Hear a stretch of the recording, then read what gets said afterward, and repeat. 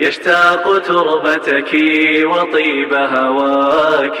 يا أرض مكة خافقي ناداك، يشتاق تربتك وطيب هواك.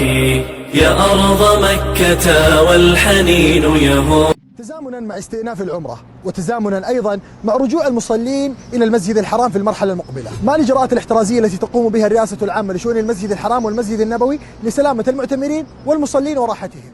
الحرم المكي أبوابه مجهزة بكاميرات حرارية عالية الدقة لقياس درجات حرارة المعتمرين والمصلين. يشارك 4000 عامل وعاملة وأكثر من 180 مشرفا على مدار الساعة لتعقيم المسجد الحرام وتنظيفه بعد كل فوج. علاوة على ذلك يتم غسيل جميع أروقة المسجد الحرام الداخلية والخارجية 10 مرات يوميا ب60,000 لتر من المواد الصديقة للبيئة، و1200 لتر من أجود الروائح الزكية تستقبل المعتمرين والمصلين وترافقهم خلال أداء عبادتهم في أرجاء الحرم المكي. 900 لتر من معقمات الأيدي موزع على 300 جهاز في جميع أروقة الحرم المكي الشريف.